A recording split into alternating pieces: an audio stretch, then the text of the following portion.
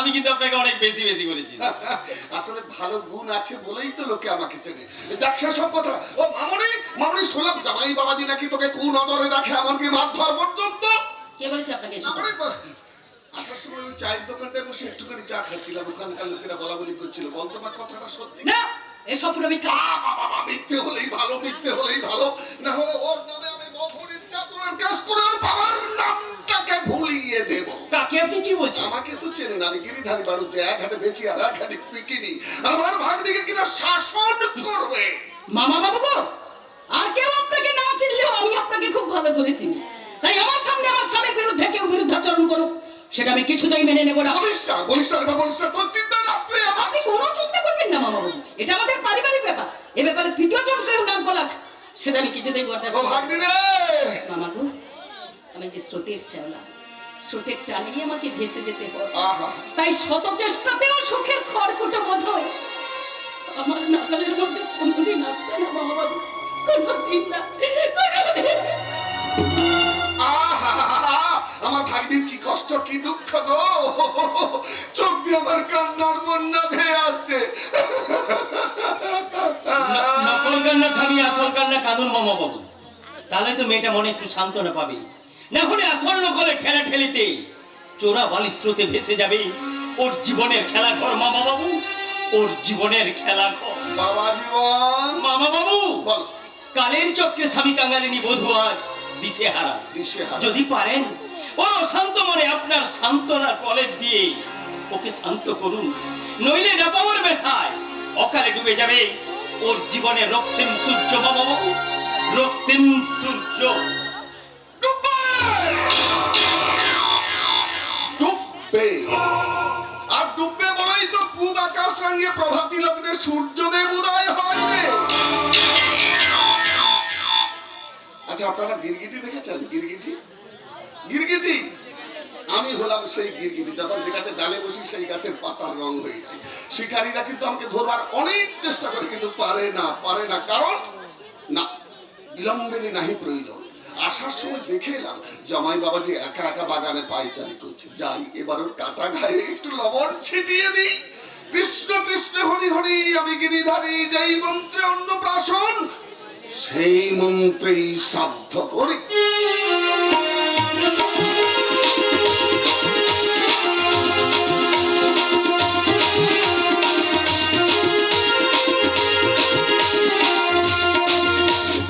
मेरे नैना सावन भादो, फिर भी मेरा मन प्यासा, फिर भी मेरा मन प्यासा। मेरे नैना सावन भादो, फिर भी मेरा मन प्यासा, फिर भी मेरा मन प्यासा।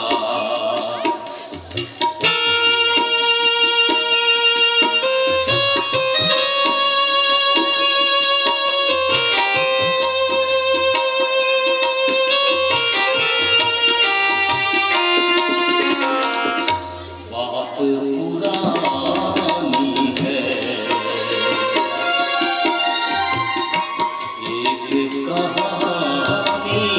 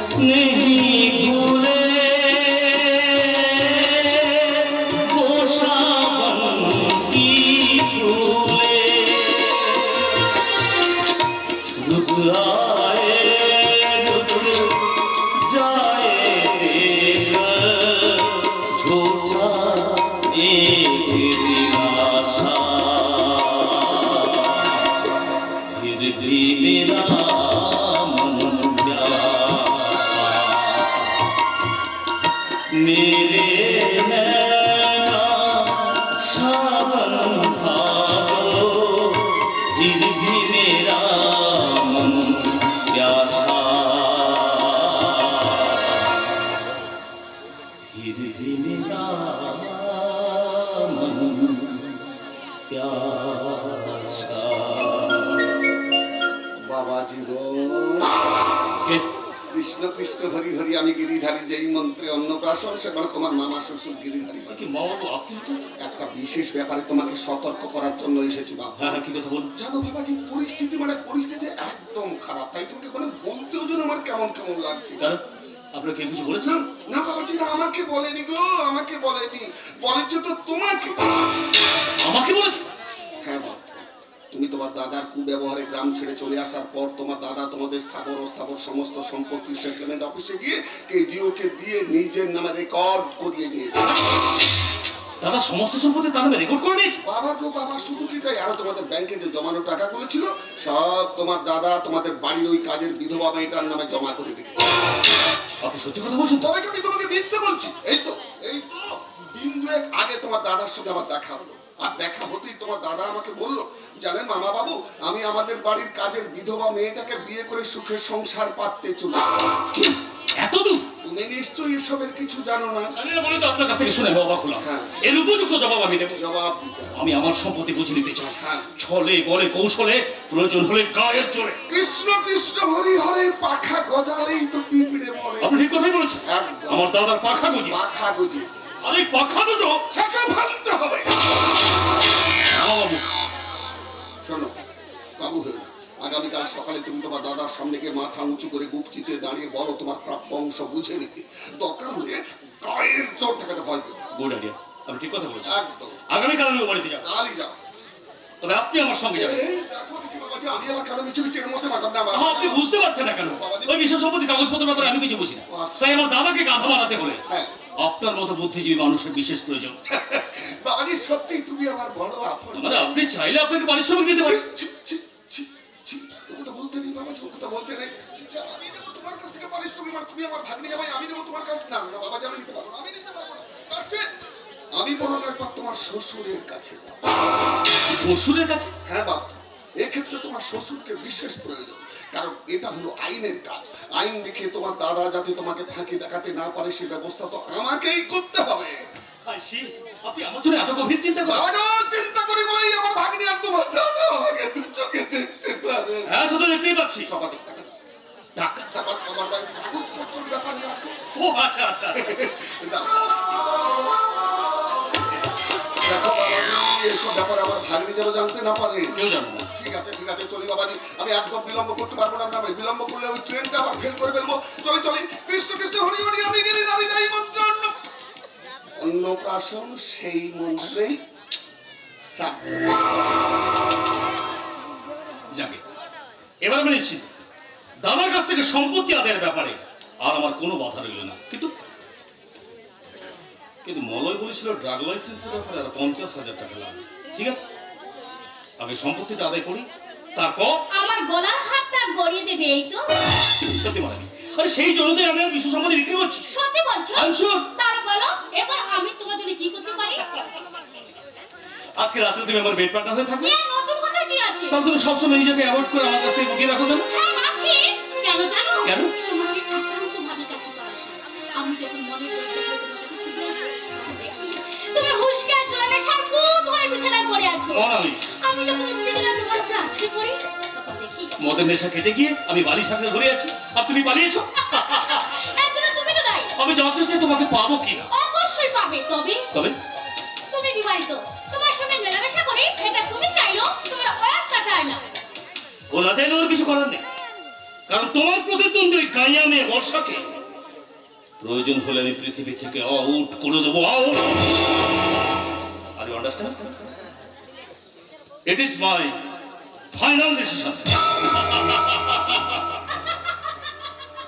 আমার জন্য বসন্ত তার নিজের স্ত্রীকে পৃথিবী থেকে সরিয়ে দিতে চায়, কিন্তু সে জানে না মন আমি এত বোকামি নয়। কারণ আমি জানি পরনারীর জন্য যে নিজের স্ত্রীকে খুন করতে পারে, সে একদিন পরনারীকেও খুন করতে পারে। তাই আমি চাই ওকে নিয়ে প্রেম প্রেম খেলা খেলতে।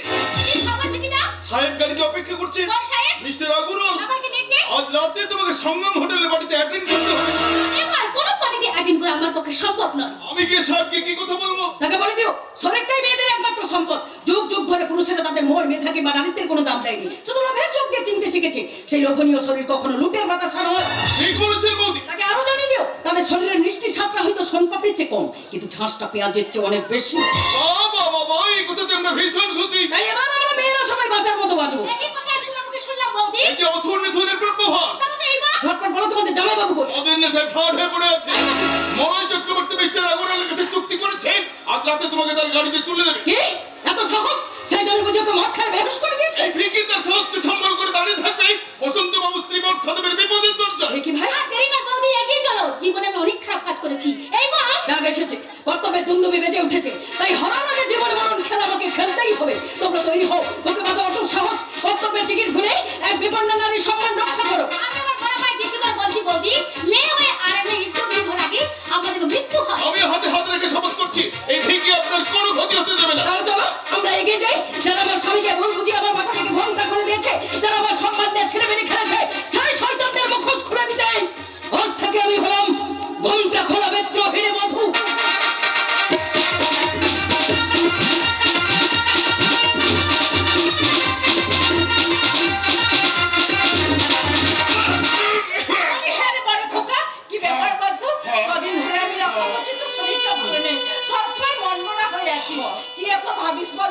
প্রতিবেশীদের কাছে আমি যার মুখ দেখাতে পারছি না পিসিমা, সবাই আমাকে দেখে কেমন যেন মুখ টিপে টিপে হাসছে। যারা হাসছে তারা ভুল করে হাসছে বাবা। ভগবানের দয়ায় একদিন না একদিন সুদিন আসবে, আর সেদিন তাদের ওই হাসি বাসি হয়ে যাবে। কবে কবে সেদিন আসবে পিসিমা? আসবে, নিশ্চয়ই আসবে। তার জন্য ধৈর্য ধরতে হবে। চল বাবা চল, কিছু খেয়ে নিবি চল। খেতে যেমন কিছু ইচ্ছে করছে না পিসিমা। এইভাবে না খেলে তুই কদিন বাঁচবি? বাঁচতে আমি চাই না পিসিমা, আমি মরতে চাই। চুপ কর। কি আছে আমার, কি আছে আমার, কার জন্যই বা আমি বাঁচবো তুমি বলতে এই অসুস্থ শরীরে কেন তুই আজেবাজে চিন্তা করছিস? কেন তুই কাঁদো কাঁদো পিসিমা কাঁদো। হেমন্ত চৌধুরী দুর্ভাগ্যের জন্য তুমিও ঝুরঝুরে কাঁদো। তবু যদি বুকের জমাট বাঁধা ব্যথাটা একটু হালকা হয়। তোর মুখ দিয়ে যে রক্ত উঠছে। উঠবেই তো উঠবেই তো। এই যে বেমানি রক্ত, এই যে ঠকবাজি রক্ত, ছোট ভাইয়ের প্রতি বড় ভাইয়ের বহন্ত তোর মুখ দিয়ে যে কালো কালো রক্ত আলো, এক টুকরো আলো সন্ধান দিতে পারো পিসিমা, যে আলোয় হেমন্ত চৌধুরীর জীবনে একটু ভালো আসে। দাও না দাও না পিসিমা, দাও না এক টুকরো আলোর সন্ধান দাও না, এক টুকরো। এই দেখ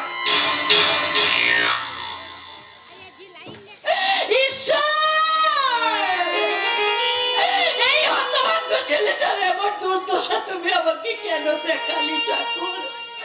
আমার নিজের সন্তান না হলেও ও তো আমার সন্তানের মতো।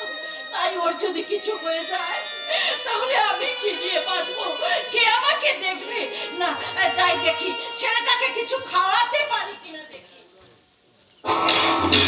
কৃষ্ণ কৃষ্ণ হরি হরি, আমি গিরিধারী যেই মন্ত্রে অন্নপ্রাশন সেই মন্ত্রেই শ্রাদ্ধ করি। হঠাৎ আপনি এখানে কি মনে করি? তোর সঙ্গে নিরালায় দুটো কথা বলবার আর জন্য যা বলবেন তাড়াতাড়ি বলুন, আমাকে তো অনেক কাজ আছে। ব্যস্ত হচ্ছিস কেন? শোন, আচ্ছা তোর কি বা এমন বয়স হয়েছে বলতো? এই বয়সে তুই স্বামীর সোহাগ থেকে বঞ্চিত। কৃষ্ণ কৃষ্ণ হরি হরি, কৃষ্ণ কৃষ্ণ হরি হরি। হাতটা ছেড়ে কথা বলুন। দাঁড়া, দাঁড়া, তোর সত্যি তোর হাতটা কি নরম রে। এখন আবার ছেড়ে হাত। আরে দাঁড়া, পাশে না, আমাকে ছেড়ে দিন। আমাকে ছেড়ে দিন। আপনি বিষয় সম্পত্তি যা আছে সব প্রকার ছি, ছি, ছি, ছি। এখন তো শোনাম আমার মহাপাপ। কৃষ্ণ লীলা করি, কৃষ্ণ লীলা রাধা কৃষ্ণ তুমি আছিলেন অত কত রঙ্গ রচনা করে গেছে। কৃষ্ণ কৃষ্ণ হরি হরি। এখন আমি হেমন্ত যাবো। দেখি দিদিমণি, আপনি এসেছেন। দেখুন আপনার দাদা, যিনি আমার বাবার বয়সী, তিনি আমাকে দীক্ষা দিচ্ছিলাম, কৃষ্ণ মন্ত্র দীক্ষা। শিক্ষা সভ্যতা বলতে আপনার এতটুকু জ্ঞান নেই। নিজে অপরাধ করে কৃষ্ণের নামে দোষ চাপাতে চাইছেন। লজ্জা করে না আপনার? আগে তোর লজ্জা করে না? একজন ভক্ত মানুষের নামে মিথ্যে বদনাম দিতে চরিত্রের লড়াই করছিস তাই না? দিদিমণি কি বলছেন আপনি? বলছি বুঝতে পারছিস না? প্রতিশ্রুতির কথা ভুলে, টাকার কথা ভুলে, শপথের কথা ভুলে কেন কেন তুই হেমন্তকে নিয়ে এখানে পড়ে আছিস? দিদিমণি, এত বয়স হলো তুমি এত প্রেমের জাল। মালা পরিয়ে দেবো না হারামজাদি, তোদের দুটোকে ধরে নিয়ে গিয়ে গণবিবাহের আসরে মালা পরিয়ে। আপনি চুপ করুন। আপনার মতো ভণ্ডের মানায় না। দিদিমণি এই চরিত্রহীনা, বল বল, কেন তুই তোর প্রেমের নগরকে জানিয়ে দিয়েছিস তুই বর্ষার মা আর আমি কেউ না? দিদিমণি বিশ্বাস করুন, এই কথা আমি কোনোদিন কাউকে কিচ্ছু জানাই না। হ্যাঁ জানিয়েছিস, তা না হলে ওদের দুজনের এত অমিল হলো কি করে? বল, তা না হলে দিদিমণি, আপনি বিশ্বাস করেন, আমি আপনার পায়ে ধরে বলছি, আমি ঈশ্বরের নামে দিব্যি করে বলছি, এ কথা আমি কোনোদিন কাউকে কিচ্ছু জানাই না। আবার মিথ্যা কথা বলছিস।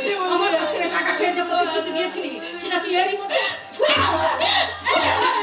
ভুলে গেছিস।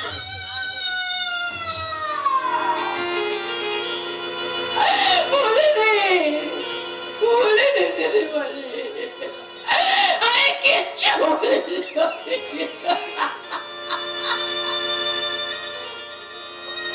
আর ভুলবো না কোনোদিন। ভাগ্যের পরিহাসে স্বামীকে হারিয়ে এ বাড়িতে কাজের মেয়ে হয়ে আশ্রয় পাওয়ার পরেও সেই প্রতিশ্রুতির কথা আমি আজও ভুলিনি। আর ভুলেও কোনোদিন আমার ছেলের মতো হেমন্ত বা বসন্তের কাছে কোনোদিন আমি প্রকাশ করিনি যে আপনার মেয়ের সঙ্গে আমার কিসের সম্পর্ক। আমি কিন্তু পারি দিদিমণি, পারি না, কিছুতেই পারি না। আর কেন পারি না জানে? কেন? আপনারা যে কঠিন দিব্যের সুস্থতা দিয়ে আমার মুখটাকে আপনারা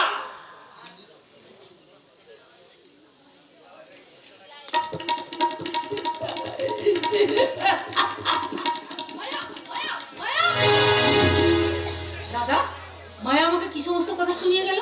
হেমন্ত বসন্ত ও নিজের ছেলের মতো, তাহলে তুমি আমাকে যে সমস্ত কথা বলেছো সব ভুল, সব মিথ্যা। আমাকে মিথ্যা কথা বলে উত্তেজিত করে তোমার কি লাভ? লোকসান দেব, পুরোটাই লোকসান। কৃষ্ণ হরি হরে হেমন্তটাকে ঠিক মতো কায়দা করতে না পারলে তোর মেয়ে জামাইকে কিন্তু পথে বসতে হবে রে। ওদের যাতে পথে বসতে না হয় তুমি সেই ব্যবস্থাই করো। দরকার হলে 2000 টাকা দে। 2000 টাকা? ঘামাচ্ছিস কেন? টাকা দিয়ে তোর কেসটা থাকা তুই। শোন, প্রথমে হেমন্তর সঙ্গে জমি জমার ব্যাপারটা নিয়ে আগে বোঝাপড়া করবো, তারপরে চরিত্রটা ঝিটাকে বাড়ি থেকে লাথি মেরে তাড়াবো। তুই শুধু টাকা দিয়ে তারপর যা করার দুজন একসঙ্গে। তা তো দেবো, কিন্তু হেমন্ত এখনো আসছে না কেন? আসবে সময় হলে ঠিক এসে যাবে। এখন চল তো ওদের বৈঠক করার সামনে, ওখানে পার্টির লোকজন সব জড়ো হয়েছে। তুমি আবার পার্টির লোক জড়ো করতে গেলে? বুঝিস না কেন? হাজার হলেও আমরা হলাম কি ভিন গায়ের লোক, তাই হেমন্তর নামে হসত্ব টানতে ওখানকার পার্টিকে আগে আমাকে হাত করতেই হবে। চল হ্যাঁ, তাই তো। এই, টাকা দে। টাকা এই না। কৃষ্ণ হরি হরি আমি গিরিধারী, এই মন্ত্রে অন্নপ্রাশন সেই মন্ত্রে সার্থ।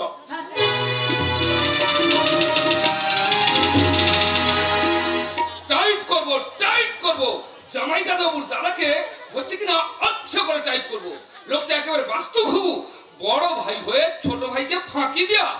আসুক একবার ছোট লোকটা দেখাচ্ছি মজা। বংশী, পার্টির লোকের সব এসে গেছে তো নাকি রে? আসেনি মানে ওই দেখুন মেয়ে পুরুষ সবাই আগে থেকে দল বেঁধে এসে বসে আছে, হচ্ছে কিনা ওই হেমন্ত বাবুকে সাহায্য করবার জন্য। এবার হেমন্তকে ডাকুন দাদা। মানে আমি ডাকবো কেন আপনার ভয় লাগছে নাকি বাবা? এই গিরিধার বাড়ির সমাজ ভগবানকে ছাড়া কাউকে ভয় পাবে কিন্তু আমাদের ডাকে কি হেমন্ত বাড়ি থেকে বেরোবে? বেরোবে, না বেরোলে ঘাট ধরে টেনে নিয়ে আসবো, জুতোর মালা গলা করে গোটা গ্রাম ঘোরাবো, তবে গিয়ে শাস্তি হবে। এই তো বসন্ত এসে গেছে। এসো বাবাজি এসো, আমরা তো এতক্ষণ তোমার জন্য অপেক্ষা করছি। তাহলে আর একদম দেরি নয়, এইবার হচ্ছে কিনা জামাই দাদাবুর দাদাকে ডাকুন। এবং সেই জাতীয় নিজে ডেকে নিয়ে আয়। ঠিক আছে আমি যা। না, আপনাদের কাউকে যেতে পারেন, আমি যাচ্ছি। দাদা একবার এদিকে এসো তো। দাদা, কে ডাকে?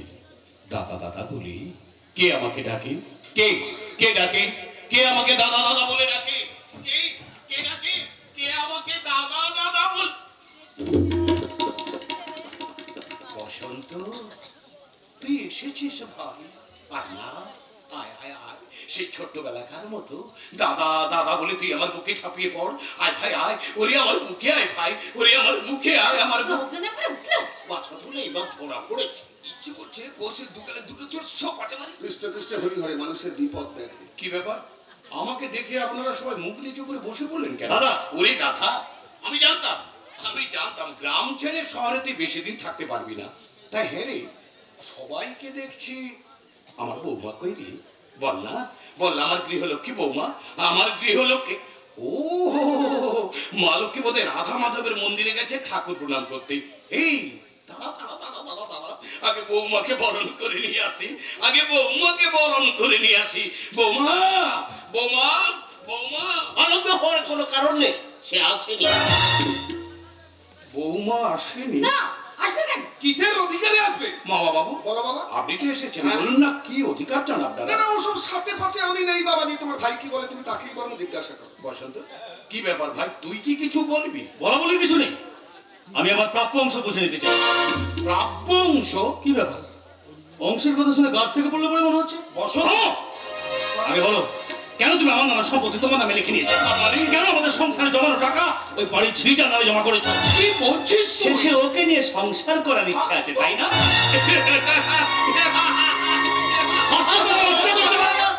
কেন লজ্জা করবি?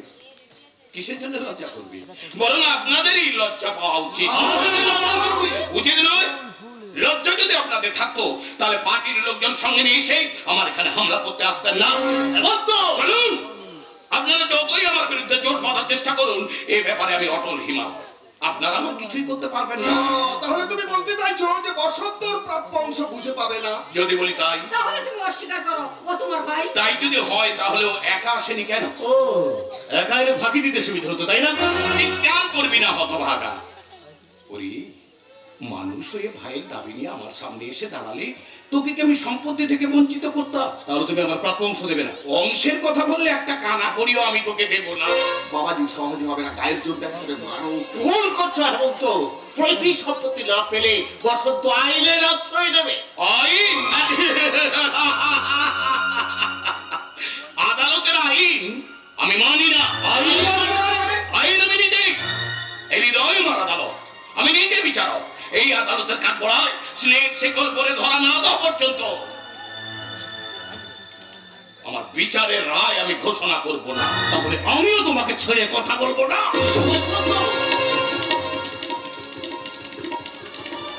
বসন্ত, তুই আমাকে চড় মারলি? বাস করেছে মেরেছে, তুমি একটা ঠক।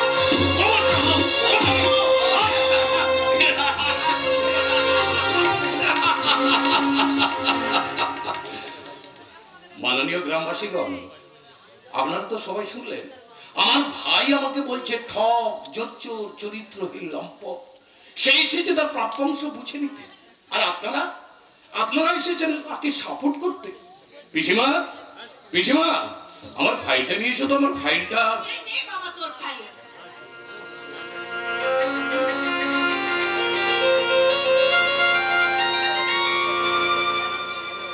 মামা বাবু, বলো বাবা।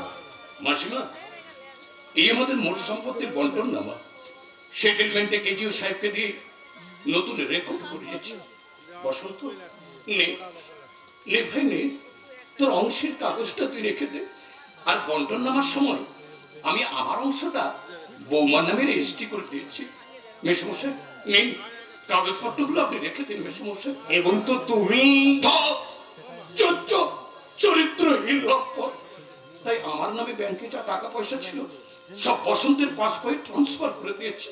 নে নে ভাই নে, তোর পাসবইটা তুই কাছে রেখে দে। আর মায়ের যা গহনাপত্র ছিল সব বৌমাকে দেবো বলে স্থির করে রেখেছি, সবই বাড়ির মধ্যেই আছে। মাসিমা নিন, নিন মাসিমা নিন, বাড়ির চাবিটা আপনি রেখে দিন। বাবাজি সত্যি মহৎ, নিজের জন্য কিচ্ছু রাখে না। কেন রাখবো? কিসের জন্য রাখবো? আপন বলতে আর কে বা রইল হবো? সত্যি বড় দাদা বাবু, আপনার তুলনা আপনি নিজেই। ঝড় যে আসবে তা আমি আগেই জানতাম, তাই সেই ঝড়ের গতিরোধ করতে সব ব্যবস্থা আমি আগে থেকেই পাকা করে রেখেছি। পিসিমা, পিসিমা, এবার আলমারির চাবিটা তুমি বসন্তের হাতে তুলে দাও।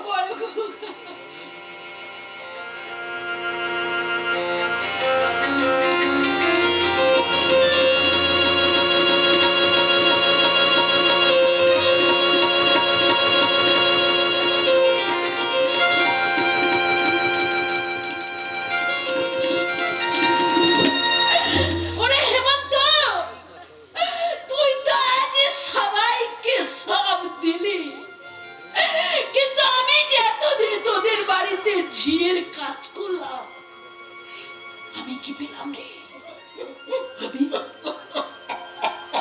আমি কি পেলাম? কেন? সন্তান পেলে, এই অবুধ সন্তানের তুমি মা হলে।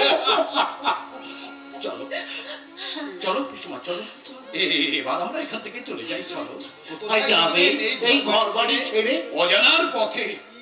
দায়িত্ব আর কর্তব্যের বোঝা যখন কাঁধ থেকে নেমেই গেল, তখন এবার আমি সম্পূর্ণ মুক্ত। তাই মা ছেড়েতে পাড়ি দেব ওই অজানার পথে। বড় দাদা বাবু, বংশী, বসন্ত রইল, ওকে তোমরা দেখো, ওকে তোমরা দেখো, ওকে তোমরা দেখো। একটা কথা মাসিমা, ছোটবেলা থেকে বসন্ত মায়ের স্নেহ ভালোবাসা থেকে বঞ্চিত। আপনি আপনি কি একটু মায়ের স্নেহ দেবেন মাসিমা? একটু মায়ের স্নেহ, একটু মায়ের। হেমন্ত, মেসমশাই, আমার ভাইটা রইল, ওকে আপনি দেখবেন মেসমশাই, ওকে আপনি দেখবেন, ওকে আপনি দেখবেন দাদা।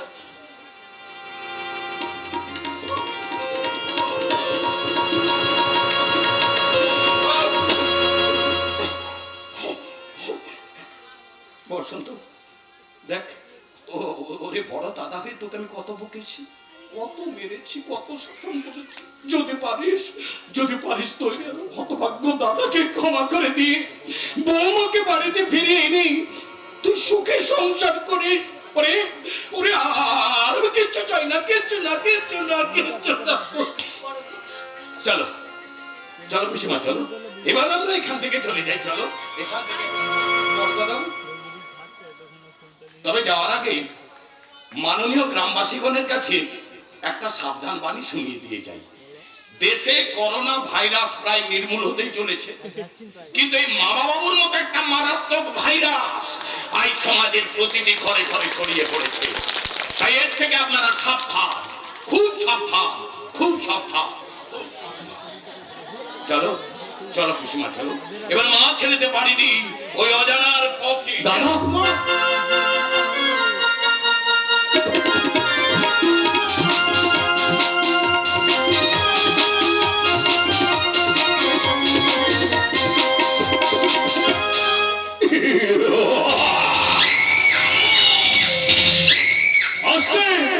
দেশের বাড়ি সম্পত্তি বিক্রি করে বসন্ত টাকা নিয়ে আসছে মনামিকে খুশি করতে।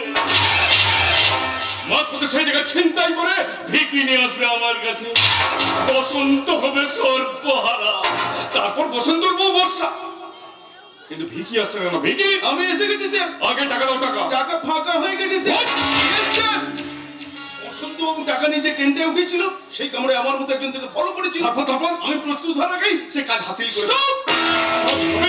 তোমার সব কথা মিথ্যা, স্যার, আমার কথা বিশ্বাস করে নাও।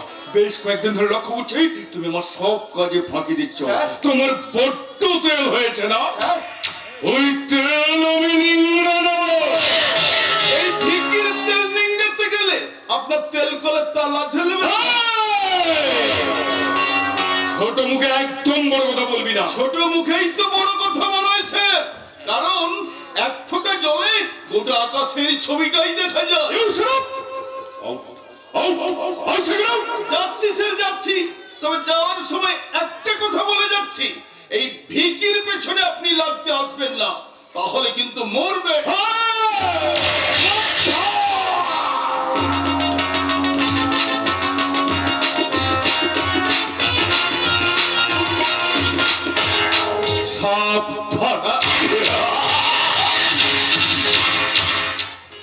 কিন্তু নৌকুর পাল্টা উল্টো মুখে বাতাস বইছে কেন?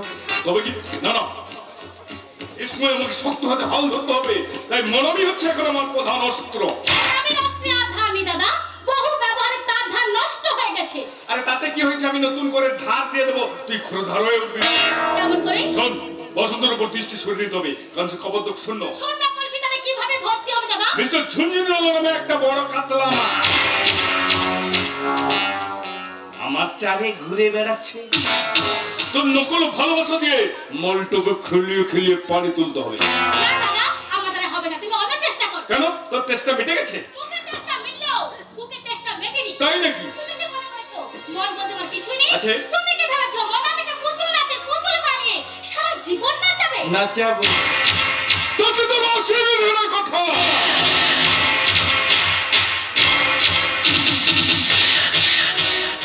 বিনিময়ে তো তুই সবকিছু পাচ্ছিস। কিন্তু পাইনি মনের ঠিকানা নেবার মতন একজন মানুষের সন্ধান। মানুষের সন্ধান। হৃদয় পরিচিত হওয়ার মতো স্বীকৃতি পাইনি নারী জীবনের একমাত্র পাওনা সন্ন্যাসীদিকে পূর্ণ করার জন্য এক চিলতে সিঁদুর।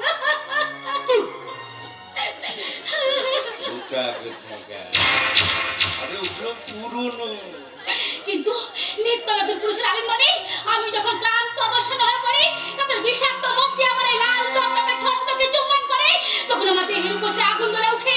আমি দিল থেকে শুনতে পাই হাজার লোক আমার দিকে আগুন জ্বলে মারছে।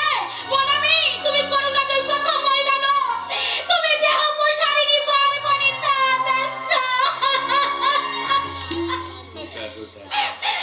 আরে ওটা তোর অবুঝ মনের অলিক কল্পনা। শোন, কোনো কমেন্ট না করে যা তাতাল সেজে যায় মিস্টার ঝুনঝুনের এখানে। এই লোকটাকে ফিরে যেতে হবে। What? কি বলছিস তুই? আমরা কারো আরো সাজিয়ে হতে পারবো না দাদা। করতেই হবে।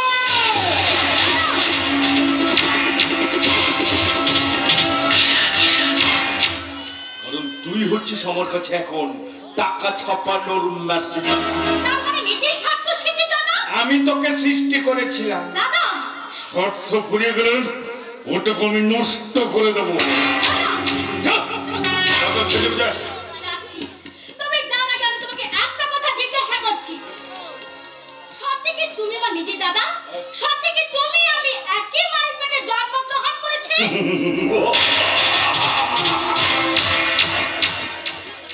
একই মায়ের পেটে জন্মগ্রহণ করলে কি তোর যৌবন বিক্রি করে আমি টাকা রোজগার করতে পারতাম।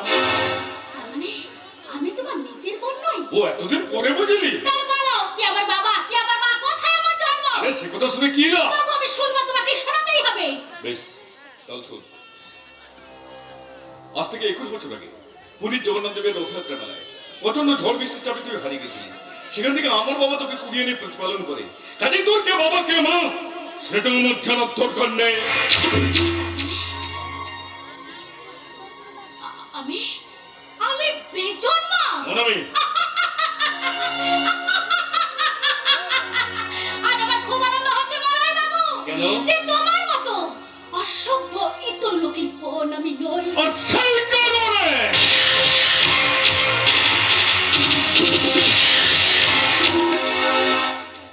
এখান থেকে যদি তুই পালিয়ে যাবার চেষ্টা করিস না, তোর ডানা দুটো মিথ্যাটা দেবো। আমার সোনার হরিণ চাই।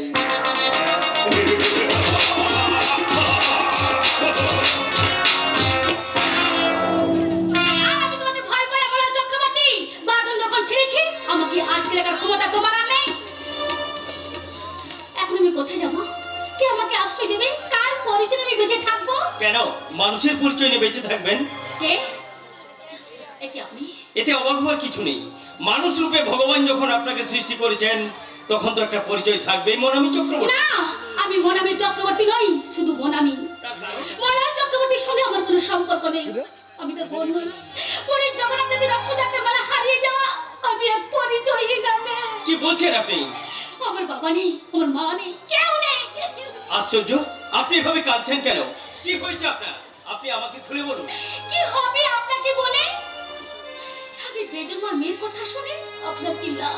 শুধু অবজ্ঞা, ঘৃণা, তুৎকার ছাড়া আর আপনি নাকি কি দেবে? আপনি যা চাইবেন আমি তাই দেবো। বলুন কি চান আপনি আমার কাছে? আপনি আমি আপনাকে দেবো এমন এক ঠিকানা, যেখানে পৌঁছালে আপনি পাবেন অমৃতের সন্ধান, শান্তির উৎস। কিন্তু সেখানে কি আমি কার পরিচয় বেঁচে থাকবো? আপনার পরিচয় নিয়ে বেঁচে থাকবেন। কিন্তু আমি যে পরিচয় দিনা। কে